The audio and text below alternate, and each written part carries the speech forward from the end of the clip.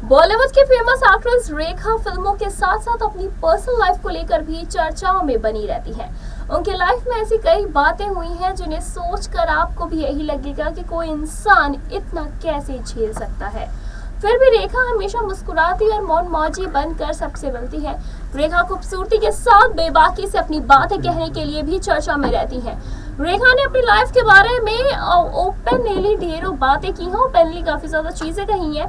कभी शादी तो कभी अफेयर्स पे चर्चा करती है। रेखा इस बात को कहने से भी परहेज नहीं करती कि लड़की लड़की का रिश्ता नहीं हो सकता। क्या ऐसी ही कुछ बातों पर रेखा कई बार सुर्खियां बटोर चुकी है। लेकिन रेखा ने खुद को बदनाम एक्ट्रेस क्यों कहा था, आइए जानते हैं। दरअसल रेखा ने खुद को ही कहा था कि मैं बदनाम हूँ। ये एक बहुत बड़ी बात है एक फिल्मी अभिनेत्री के लिए कि वो खुद को इस तरह से कह रही है। लेखक यासिर उस्मान ने रेखा द अनटोल्ड स्टोरी नाम की एक बायोग्राफी किताब लिखी थी। उन्होंने उस दौरान एक्ट्रेस रेखा का इंटरव्यू लिया था, जिसमें रेखा ने अपनी लाइफ की ढेरों बातें उनके साथ शेयर की। रेखा की उस बायोग्राफी में सब कुछ लिखा है और उसी में उनके अफेयर्स और शादी और प्रेगनेंसी को लेकर भी बातें लिखी हैं। रेखा द अनटोल्ड स्टोरी के मुताबिक रेखा ने कहा था, फिल्म इंडस्ट्री में भले ही मेरा बहुत नाम हो, लेकिन सच ये है कि मेरी लाइफ इतनी भी ठीक नहीं रही।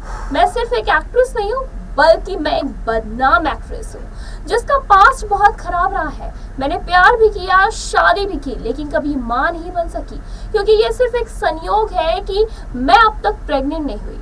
फिर भी मुझे लाइफ से कोई शिकवा नहीं है और उन्हें सब कुछ मंजूर है। रेखा हर बात को बेबाकी से कहना पसंद करती है और उनका यही अंदाज उनके फैंस को हमेशा पसंद आता है।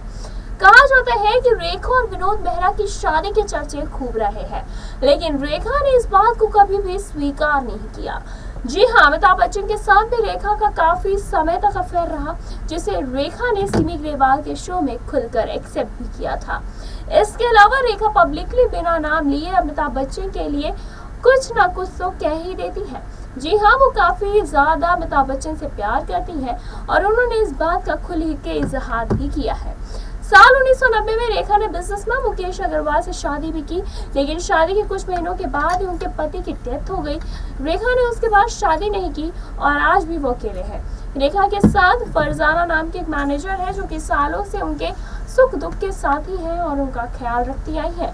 फिलहाल आप रेखा की इस बात से हम कितने सहमत हैं, हमें ये कमेंट करके जरूर बताएं। ऐसी तमाम लेटेस्ट खबरों को जानने के लिए जुड़े रहें हमारे साथ और देखते रहें नेक्स्ट सनलाइट।